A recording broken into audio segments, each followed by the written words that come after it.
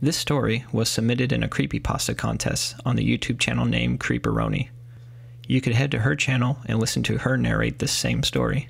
A link to her video is in the description. Thank you very much, and I hope you enjoy. See the pyramids along the Nile. Watch the sunrise from a tropic isle. Just remember, darling, all the while you belong to me.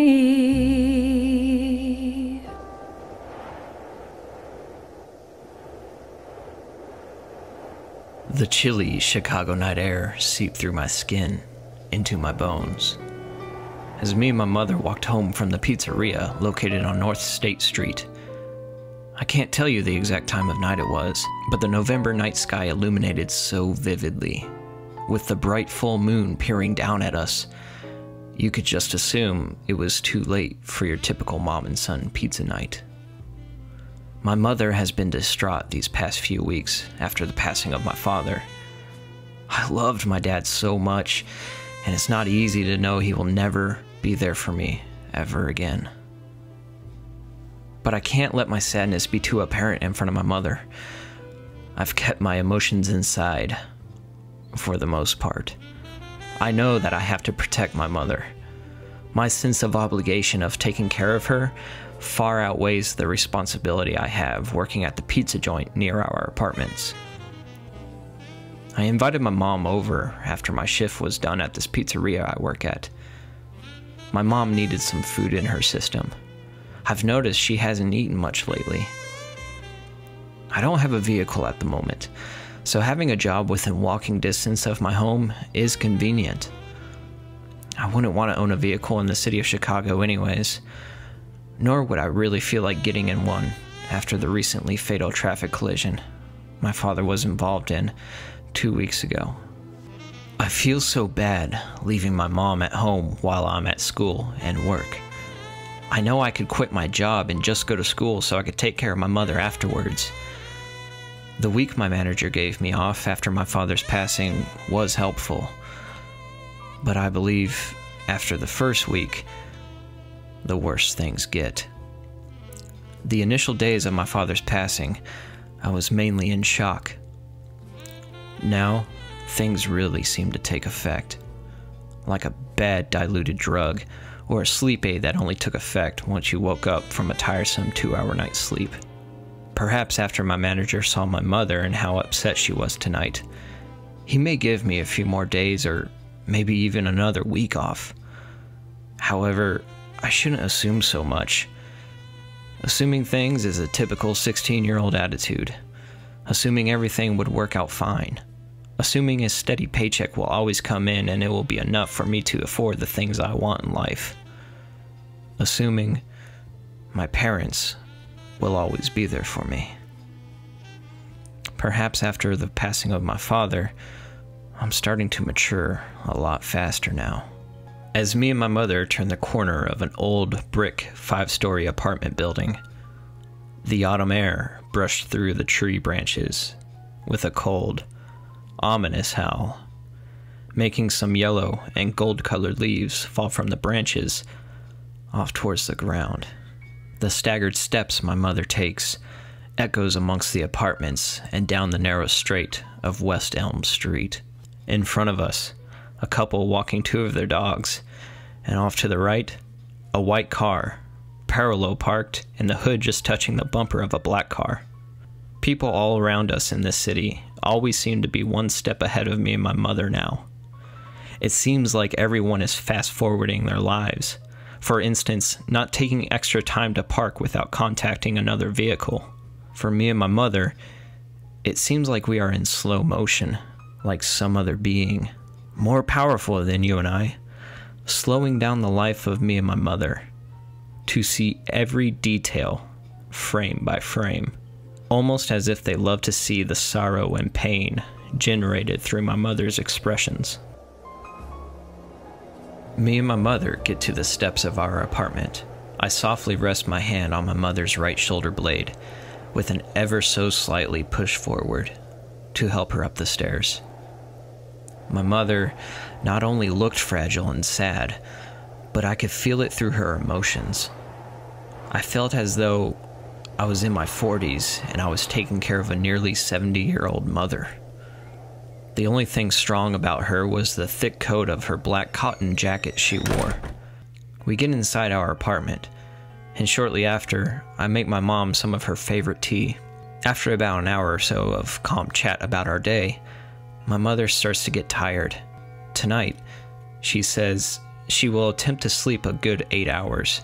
Before she goes to her room, she tells me, "I don't want you hanging around with Laura too much. Some girls might just be after some attention and use you for the fact that you have a job and make money." For a 16-year-old managing school as well as a job and actually making money, my mom assumed that was prestigious enough. And other kids I go to school with, she thinks that they don't take the time to get a job. I'll admit, not many kids at my school have a job. Then again, the ones I know and the ones I hang out with are either on the football team or have extracurricular activities after school. I laugh and say, "Okay, Mom, Laura is a cool, sweet girl and very smart, so you don't have anything to worry about. In fact, she asked about how you were doing, and she wants to come see you. Do you think this weekend can work?" I asked my mom. "Oh, she will see me very soon, I'm sure.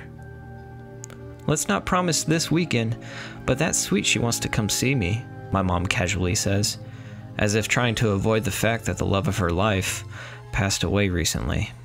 I know that everything my mom does day by day, she is constantly weighed down by the fact that my dad will never be there. She will no longer make dinner for 3. She will no longer have occasional date nights, and she will never look forward to her beloved at-home movie nights with my dad, while I was either working or at Laura's house. I know my mom is excited to see Laura, yet I also know that she is a little nervous to finally meet her. And my mom probably wants to look her best. Lately, my mom knows she hasn't been looking like herself. In the daytime, she will wear these big black sunglasses to cover up the puffiness of her eyes after she wakes up crying.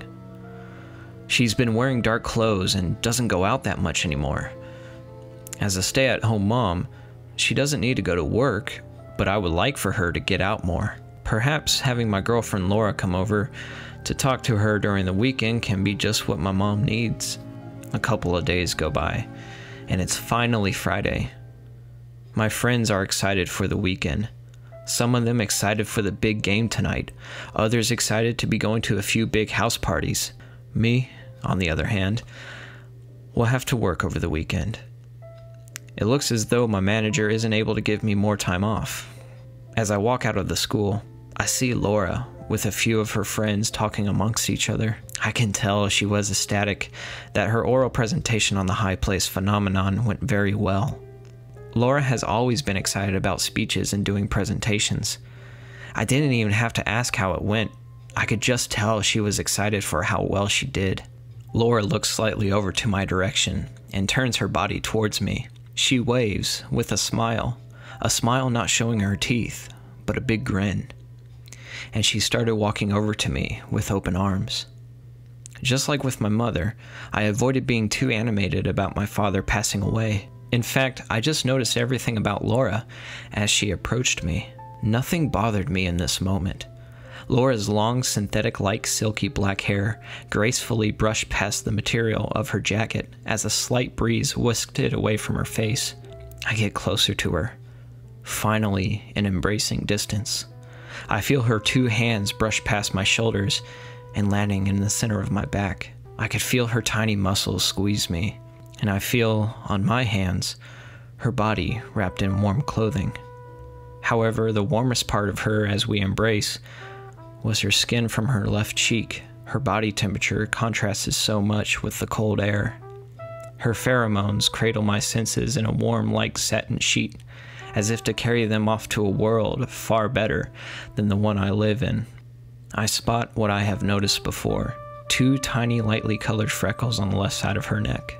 I use the 2 freckles as a marking point and gently lower my head towards her neck, softly pressing my lips against her soft skin, and kiss her. I can feel her body tense ever so much as she squeezes me a bit harder, and I can hear a quiet moan coming from her.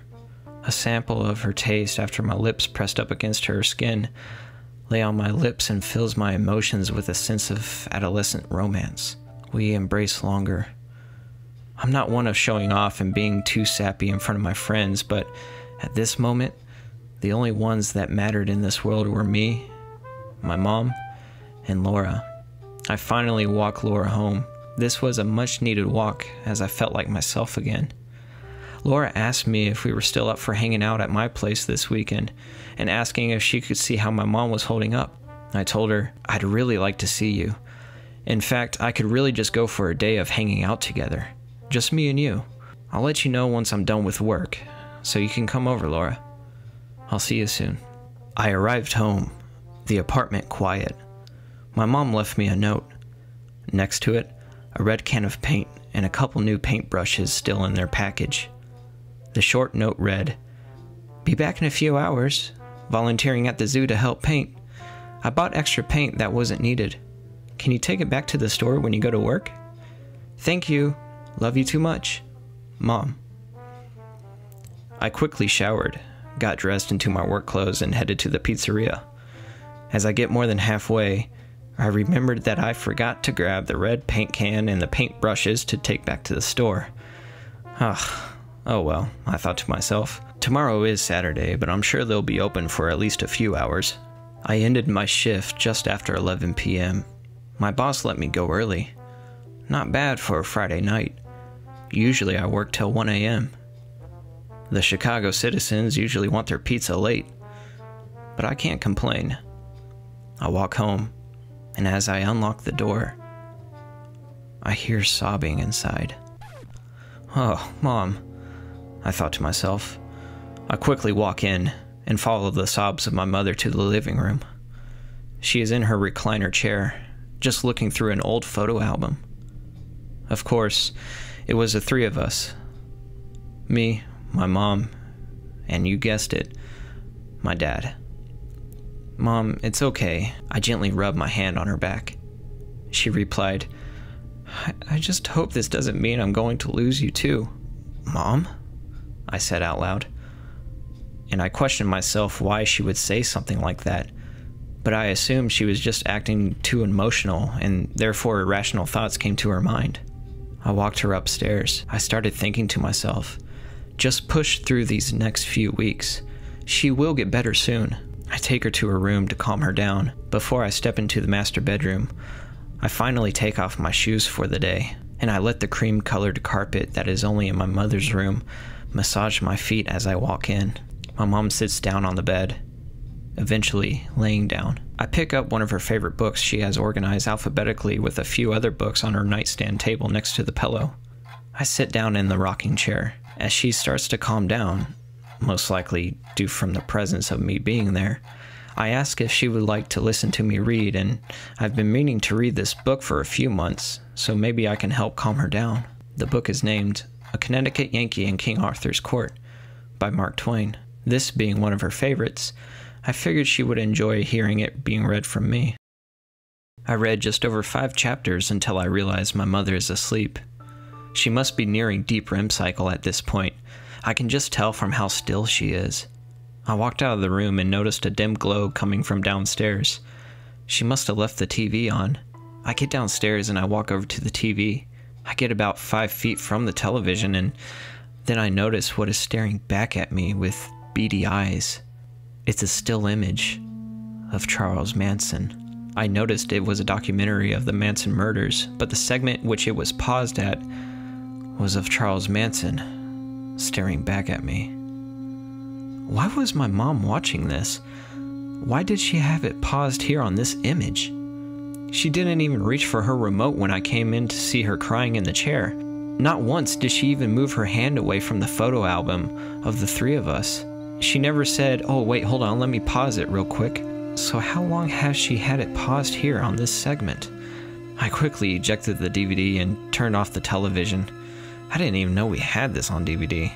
I headed upstairs to go to sleep. I wake up to the sound of gushing water from the kitchen faucet downstairs. I look at the clock, 9:30 in the morning. Good time to wake up and make it a long, enjoyable Saturday, even though I will have to work tonight. I walk downstairs, the kitchen faucet still on, and my mother standing over the sink with her body turned away from me. "Good morning," my mom says as she glances back at me and quickly turning her head back to the sink. "Good morning," I said back. I sit down at the kitchen table just to wake up some more. My mom asked me, "What time do you have to go into work tonight, honey?" I said, "At 5:15, like always." My mom quickly opened up the dishwasher and quickly tossing in a knife into the silverware section of the dishwasher and quickly closing the door. "I can take that paint can and brushes back to the hardware store today. I'm sure they'll be open," I said to my mother. "Oh, don't worry about it. I went to volunteer at the zoo again earlier today to help finish up the painting, and we had to use the other can I bought. So, good thing you didn't take it back yesterday," she explained to me. "You already volunteered today?" "Mom, it's just past 9:30. What time was this showtime for volunteering?" "At the crack of dawn?" I jokingly asked. "Yes, pretty much," she said. "The zoo opens up today, and we just had to finish a rather small section before the public arrived." "Wow, that's pretty early," I say out loud. "Will you be..." And that's when I stopped mid-sentence and noticed a small, red smear on my mom's finger. "What is that?" I asked. My mom said, "Oh, just the red paint I got on myself earlier. I'm not the best painter." I walk over to her to get a better look. My mom turns away from me, yet I see more red on her hands and her forearm. "Mom, it's all over you still. Did you slide down the wall at the zoo after you painted it?" Something didn't sit right with me. Was that blood? Is my mom trying to commit suicide? No, that can't be right. That was pretty dark red, like a red paint looking consistency, not like blood. I'll get an occasional nosebleed, and it doesn't look like that, I thought to myself. She said, "Let me go and get some soap from my bathroom." "Mom, we have some down here in the kitchen," I exclaimed. "That's dishwasher soap. I want pretty smelling soap I have in my bathroom," she yelled as she ran upstairs. "Mom, get down here, please," I assertively expressed, yet she still doesn't come down nor say anything. I open up the cabinets below the kitchen sink to grab some dishwasher soap, but then that's when something caught my eye. A red paint can, with paintbrushes still in their original packaging. "Mom," I yell out. I stare at this can. "I thought you said you used the red..." And that's when my mind suddenly felt as though my mom was trying to commit suicide. "Mom!" I yell out more aggressively and start to run up the stairs as fast as I can, knowing that there's a good chance that I'm going to catch my mother in the act of killing herself. "Mom!" I cry out loud. "Stop what you're doing!" As I turn the kitchen corner, I notice on the wall of the living room, above the television, in bright red lettering, reads, "Helter Skelter." Scattered all over the floor are pictures. I glance down. What I see are photos that will last in my memory for a lifetime. I see a body in these photos. The body is laying on the floor. Blood covered most of the face and the clothing. 2 knives sticking out, one from the left breast and the other one sticking out of the neck. As I look closer, I notice the dark, silky, black hair. And amongst the blood, I see who this is. The victim in all of these photos is Laura. I notice the aroma of blood in the air. The strong sense of 1,000,000 copper pennies pierce my nose, and with that, something else catches my eyes. The floor in all of these photos all have a cream-colored carpet that I recognize. These were all taken in my mother's room. As I stand there, with doubt in my mind that it's Laura in these photos, yet I am almost certain it is, I hear a casual, slow-paced set of footsteps coming down the wooden stairs. I can hear the creaking of the wood. Other than that, all is quiet. Then I hear subtle laughter. Laughter from my mother, with a mixture of psychotic mannerisms enough to impersonate a demon from the devil himself. My mom, now exposed from the wall covering the stairs, walks over to me as I stand in horror and grief. She says to me, "You're all I have in this world. You're my only son, and I don't want anyone taking you away from me. You will always be in my heart. If I can't have you in my life, there will be nobody else for me to live for. Do you want that for your mother?" My mom approaches me, and I see on her shirt why she was turned away from me at the kitchen sink. Dried up blood all over her. Laura's blood. "You're a murderer, Mom. You've ruined the lives of another family." The shine of a knife in her right hand is adjusted, with the bloody tip slightly pointed outward, towards me. "Quick to throw your mother under the bus, are ya?" she says to me, with a satanic grin on her face. "You know, me and your father tried really hard to have a child, and once we finally conceived you, well, it's just so funny how I would be the one to kill you." A slight laugh filled with half sorrow and the other half a murderous mother tone. My mother pulls the knife up over her shoulder, with the point coming at my body, and aimed right for my chest. "Stop!" I yell, and flight or fight takes over at this point. I counter to the left and use my right hand to grab a hold of her knife-wielding wrist and push it down towards the ground. I step in front of her to trip her, as I will force my mother to the ground. My left arm pushing her right shoulder blade ever so forcefully towards the center of the floor. She trips on my left foot with a solid thud that echoed through the home. The gasp of air from my mother was released, along with the gushing and squirting sounds of blood. No yelling in pain, only gasps and tense muscle spasms generated from my mother and felt through to me. "Mom!" I yell. I quickly look around her body to try to find the knife to get it away from her. I quickly turn her body over, and that's when I see it. The knife, impaled, what looks to be near her heart. I know not to pull out the knife, so I run over to the phone and I quickly dial 911. The police tell me not to get closer to her, and they will be there soon. I ignore the police officer's demands and run back into the living room. I kneel down next to my mother. She's dead. In the living room. I can just tell from how still she is, as if I just read her another 5 chapters of her favorite book. The peaceful look on her face, skin generating a pale white color and less body heat coming from her face. I embrace my mother, noticing the vacancy of a pulse or a beating heart sets as a reminder to a life long gone and me motherless.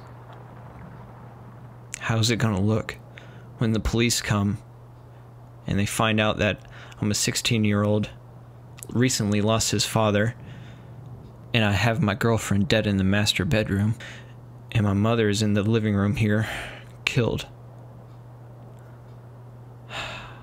Just another constant conscious reminder rattled my brain like Newton's cradle, that I am now motherless and fatherless.